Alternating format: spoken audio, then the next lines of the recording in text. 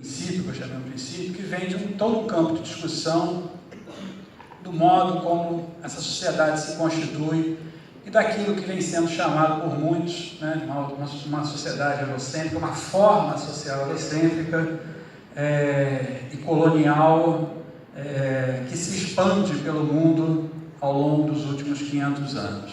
Eu acho que o principal ponto a se entender dentro disso daí é que quando falamos isso, nós estamos primeiro falando do ponto de vista, particularmente eu, e uma tradição crítica em cima dessa discussão, está aqui o César, né? Aí uma leitura do Henrique Dussel, na verdade, o que eu vou falar agora é fortemente em cima do Dussel. Esse projeto que se torna o projeto dominante, ele se constitui em cima de um processo de afirmação de um modo de organização social que traz intrinsecamente nele a negação ou, nas palavras do Dussel, o encobrimento do outro. Isso é muito importante de ser colocado, porque isso não está no ponto de vista estritamente subjetivo, ético, ainda que isso sejam elementos fundamentais dessa discussão. Mas é uma forma social que se organiza e se expande para o mundo, negando qualquer outra possibilidade distinta daquilo que se afirma. Então, repare o seguinte, é um projeto que não se dá pela afirmação positiva de algo, mas se dá fundamentalmente pela negação de qualquer coisa que esteja fora daquilo que se estabelece como padrão civilizatório. E aí, quando eu falo que isso não pode ser pensado do ponto de vista estritamente geográfico, como alguns fazem, é uma discordância que eu tenho, né, porque esse projeto que se afirma, ele se afirma perante a própria Europa. Perante a própria Europa. E isso é importante ser colocado.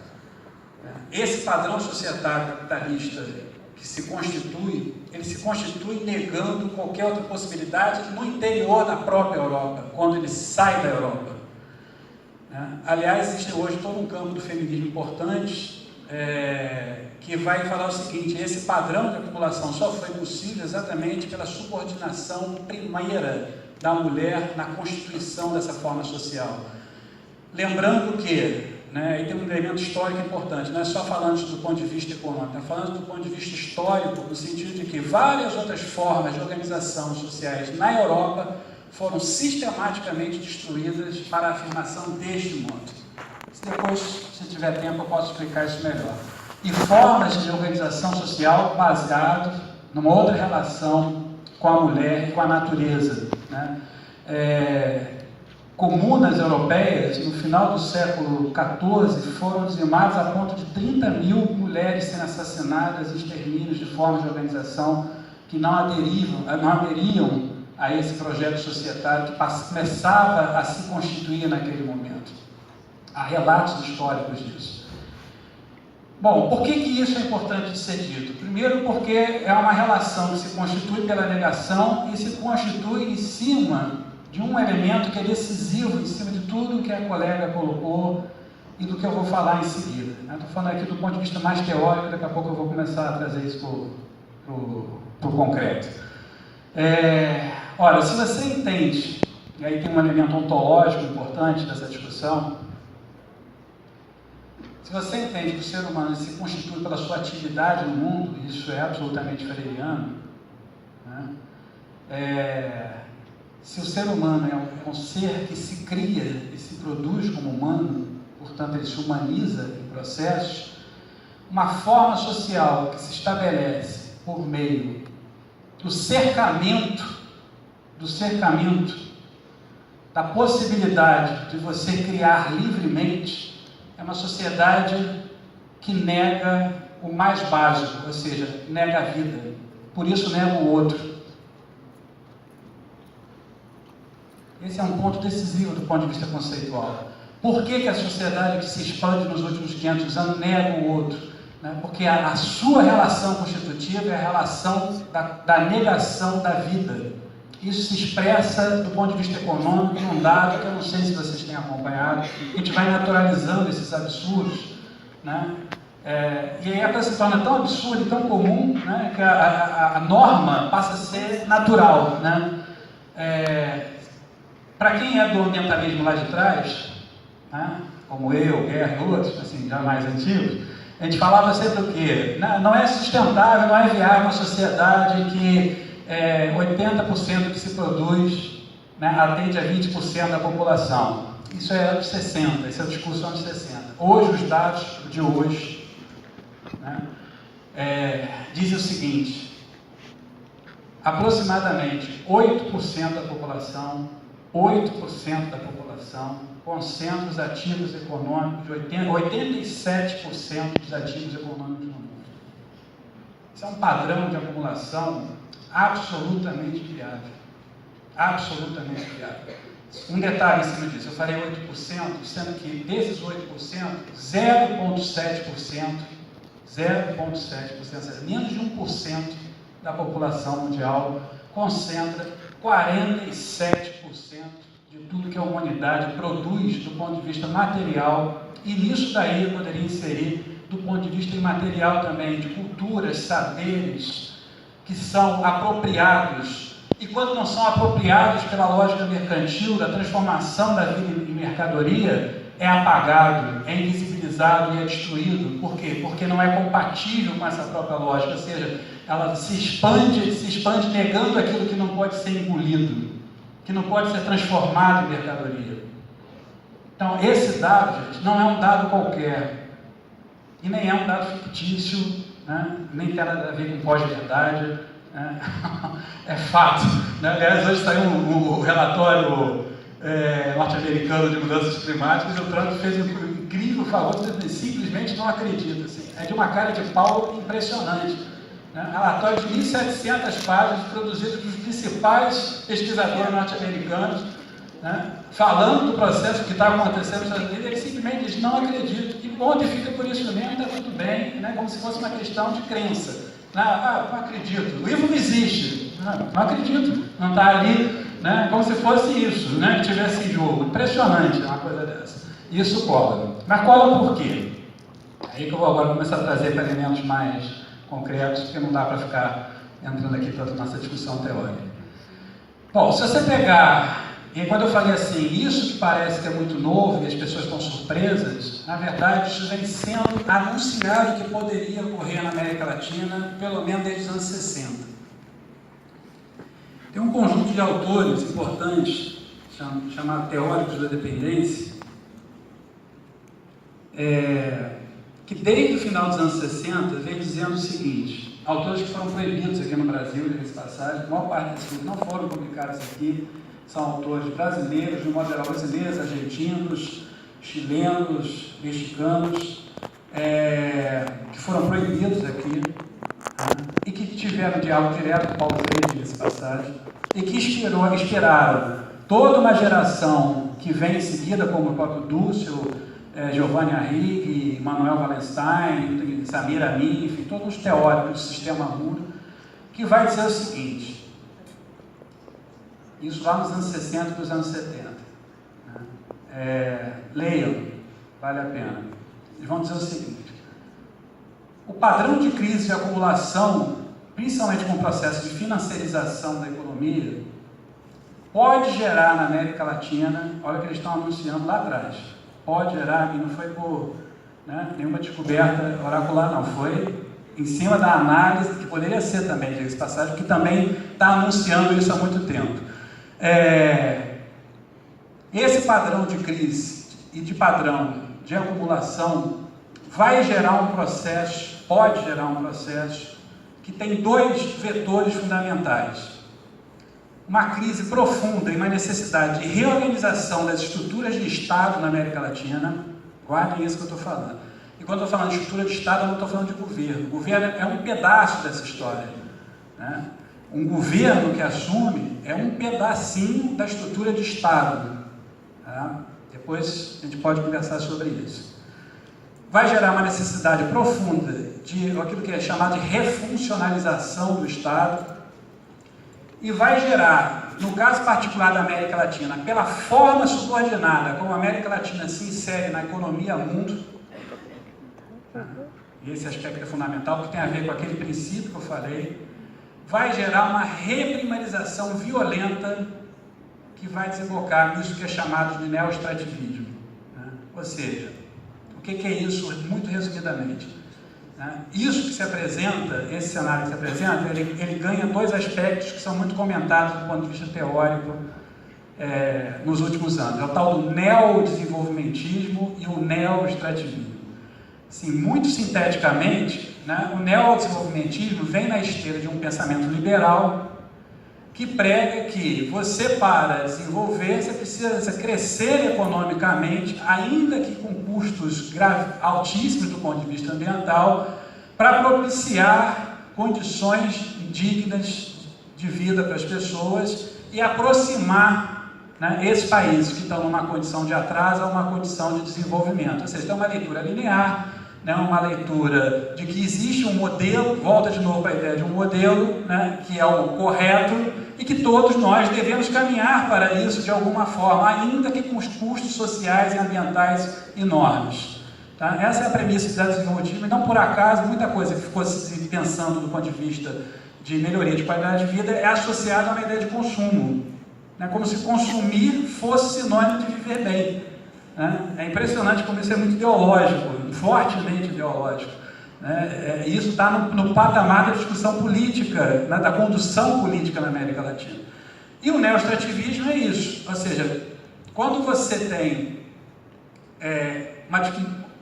uma dificuldade do ponto de vista da circulação, deixa eu ver se eu explico isso de uma forma bem rápida aqui para vocês.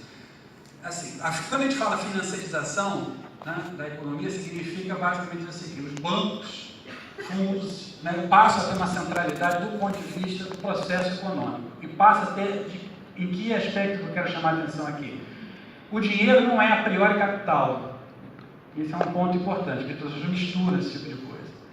Ele se torna capital quando ele entra no circuito da produção material da existência e da definição da forma social como ele se organiza e o Estado se organiza. É aí que ele se torna, ele não é a priori. E a grande dificuldade que há exatamente dos anos 70 para cá não é de falta de dinheiro, como normalmente as pessoas costumam falar. Não tem dinheiro para não sei o quê. Não, dinheiro existe. A questão é, como é que eu aplico esse dinheiro e consigo transformar em capital para gerar o processo de geração de lucro? Essa que é a dificuldade de quem detém o poder. Ou seja, o que eu faço para conseguir gerar capital e gerar acumulação de riqueza, produção de mais riqueza? É diferente de dizer não tem dinheiro. É uma outra coisa completamente diferente. Você pegar o que há de capital aí, de dinheiro financeiro posto aí como capital financeiro, mas que não se realiza, e essa é uma contradição insolúvel, porque quanto mais eu concentro, mais eu gero um processo que está na base da intolerância do projeto totalitário e do fascismo, que é o seguinte: eu torno descartável as pessoas, porque eu não necessito mais das pessoas na reprodução econômica dessa sociedade. E quanto menos eu preciso das pessoas, mais fácil é construir discursos de que as pessoas são efetivamente desnecessárias. E aí eu construo todo um argumento de hierarquia, não tem problema perder indígenas, não tem problema perder mulheres, não tem problema perder negros, não tem problema perder o trabalhador. Por quê? Porque eles vão se tornando literalmente descartáveis na reprodução dessa sociedade. E mais do que isso, ela é feita esse padrão por meio de uma profunda expropriação dos recursos naturais. Tem um parzinho conceitual que é importante, expropriação e expoliação. A expropriação é a retirada da condição da pessoa ter acesso aos seus meios de produção. Não estou falando só do meio material, do meio social de produzir, do meio cultural de produzir, se reproduzir enquanto tal. Então, uma crescente expropriação, hoje vinculada a uma crescente expoliação, que é a perda de direitos, é a retirada de direitos, é o Estado que age para garantir a perpetuação desse modo de organização social, retirando direitos, que é o que a gente vive hoje maciçamente em toda a América Latina. Em toda a América Latina. Claro, cada país com a sua especificidade e a sua história dentro desse processo. Olha, Entendido isso aí, deixa eu fazer um breve recorte aqui para vocês entenderem e para poder chegar na educação. Já tem, né? Por que Paulo Freire, Gramsci e outros estão na base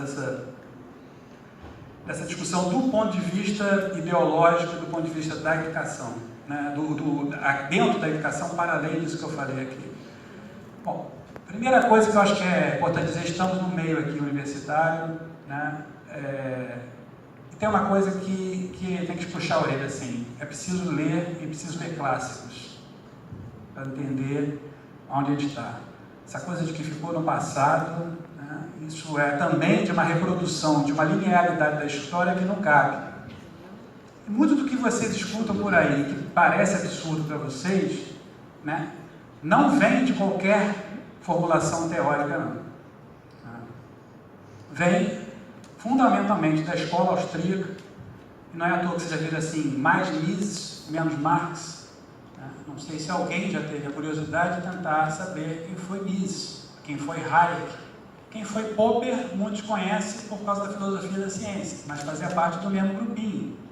Né? E as pessoas se chocam quando sabem disso, né? Entre outros. O que eles estão formulando ali no início para o meio do século passado? São autores que nascem no final do século XIX, né, e vão mais ou menos até os anos 70, né, a vida deles. O que eles estão formulando? Estão formulando muito daquilo que hoje é reafirmado aí. Eram autores secundários, mesmo entre os liberais, mas hoje está na ponta. Eles vão afirmar que isso que eu estou falando aqui não é uma questão histórica propriamente dita, isso é uma questão da condição humana, daquilo que é da natureza humana. Não é à toa que você vai toda hora falar assim, mas gênero não é uma questão social, gênero é uma questão da natureza, é uma questão biológica. Tudo aquilo que a gente fala, né, o processo do individualismo, da competição, não, isso é porque o ser humano é assim. Né, isso tem uma raiz teórica, São esses autores que formulam uma ontologia que vai afirmar isso. Eles não intervêm na história. Há um fluxo, que é um fluxo natural. O que as pessoas fazem, e aí é por isso que entra a ideia de meritocracia, é ser capaz de se ajustar ao fluxo da história para poder viver bem. Então é um mérito pessoal, não tem nada a ver com construção coletiva. E aí, obviamente, que eles vão construir isso e muitas outras coisas, assim, que não dá para entrar aqui. Eles fazem essa construção em rota de colisão direta. O contraponto deles direto é Marx. Assim, o autor que eles fazem todo o debate para desconstruir, né? Você pega lá a ação humana do Mises, 700 páginas, ele passa 700 páginas no enfrentamento, muito equivocado, muito errado, diga-se de passagem, em relação a Marx. Mas é aonde ele se coloca, é aonde vocês vão ouvir as pessoas reproduzindo discursos, pessoas que nunca leram.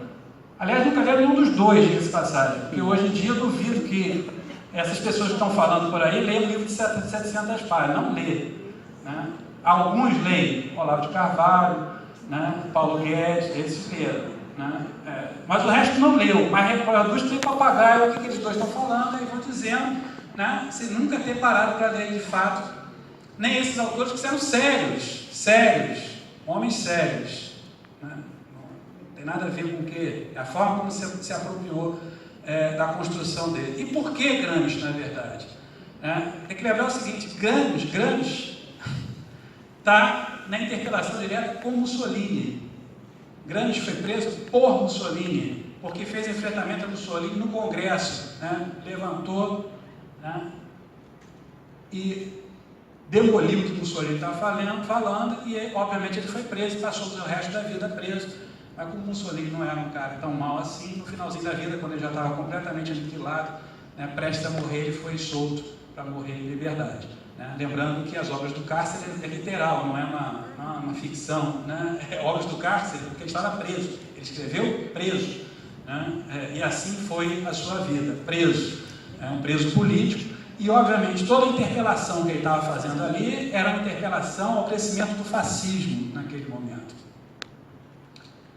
E como é que o fascismo cresce no mundo? E por que volta uma onda totalitária, fascista ou não, né, nesses tempos? Porque o fascismo ele se constitui, não, é um fenômeno que nasce no final do século XIX, na Europa, não nasce na Itália nem na Alemanha, diga-se de passagem, né? Mas se expressa e ganha e se expande a partir da Alemanha e da Itália, e nasce em cima de algumas características que a gente vive hoje. E é por isso que lá nos anos 70 falava, pode desembocar no totalitarismo e no fascismo na América Latina, por causa do que eu vou falar agora. Era uma crise profunda, no caso europeu, de autoestima nacionalista, era um país que passava por uma destruição, né, nacional, até em função da Primeira Guerra Mundial, onde o Estado era um Estado quebrado e, mais do que isso, corrupto, extremamente corrupto, parece que está falando de hoje, né? Extremamente corrupto, que se constitui e se molda em cima de favorecimentos, de atuação, de ocupação por certos grupos que passam a traduzir as suas verdades como verdades universais para o conjunto da sociedade, enfim, de um arranjo, né, que leva a isso que a gente vê hoje, mas que estava lá atrás, né? Não preciso continuar falando, porque é exatamente a mesma coisa. De uma profunda crise econômica, onde tem uma classe média que começa a se desestruturar as relações de trabalho assalariado, né? E de uma parte da população que entra nessa condição, né, da precarização absoluta do trabalho, de outras formas de trabalho que vão sendo constituídas, e que, quando se olha para isso, nessa situação, né, onde a vida é negada e as pessoas passam a ser absolutamente desnecessárias para a sociedade, aí emerge a possibilidade de aparecer aquele que salva, da ideia de mito. As palavras não são por acaso, gente. Não são por acaso. É mito porque representa, eu não estou falando de alguém específico, não. Mas acho que todo mundo aqui está associando a alguém específico. Mas eu poderia criar vários mitos aqui. Ou a ideia de salvação. Por que vem a ideia de salvação como algo muito forte? Porque esse Salvador, e aí não é à toa também que uma parte, né, de certas religiões se aproximam dessa discussão, a ideia de Salvador, ela nasce em cima daquele grupo que se coloca como vítima diante do crescimento da esquerda. Isso eu estou falando lá de trás, viu?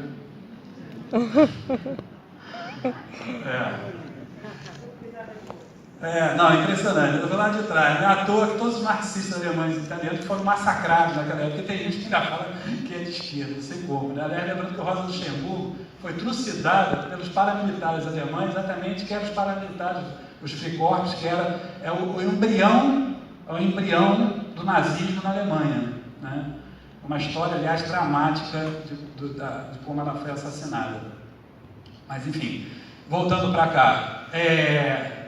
Então, essa falta de perspectiva que vai se instalando em setores que estão absolutamente pauperizados, precarizados nas suas formas de trabalho, excluídos, expropriados das suas formas de produzir a sua existência, né? Eles começam a perder a esperança na possibilidade de um outro mundo que seja mais justo, mais igualitário e que se respeite esse outro.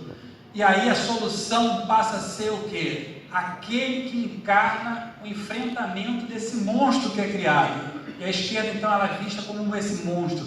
Ela se... Bom, dentro da perspectiva crítica, a educação é uma condição ontológica. Isso é importante colocar. Por que Paulo Freire, é engraçado que as pessoas falam Paulo Freire, mas não buscam por que ele está falando certas coisas, né? Por que o Paulo Freire está falando assim? Não há possibilidade de transformação sem educação, ainda que a educação não seja, né, o único elemento que gera mudança. Por que ele está falando isso? Não é porque ele gosta da educação, porque ele é educador, então eu vou defender o meu, né? Nós somos educadores, vamos defender a educação aqui, porque a gente, né, não é por causa disso. É porque educação, se você entender educação como formação humana, como constituir-se como humano, e portanto como um processo de sociabilidade,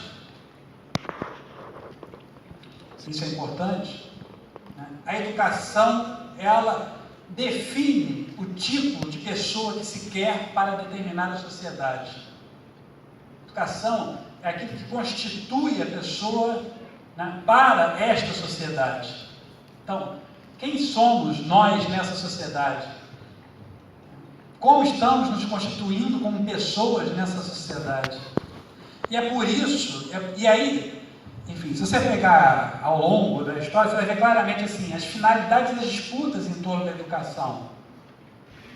E aí são finalidades de disputa em torno do que exatamente? Em dois sentidos. Um é que aí tem a ver com a expansão desse modelo de educação, que é o ensino que a gente chama formal, são as escolas, tal como estão constituídas nos últimos 200 anos, que é a formação para atender a esse mercado de trabalho, a esse mundo econômico que está posto aí.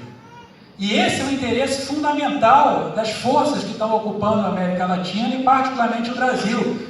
É dissociar completamente, é por isso daquela fala, né? Assim, não, mas ele não tem que entender o mundo, ele tem que aprender os conteúdos, que é o que o Ivo falou no primeiro dia. Para a gente isso soa uma coisa completamente sem sentido, mas para eles não, porque o que ele está fazendo? Porque ele tem que aprender o conteúdo, porque a função da educação da escola é preparar para o mercado de trabalho, não é preparar para o mundo.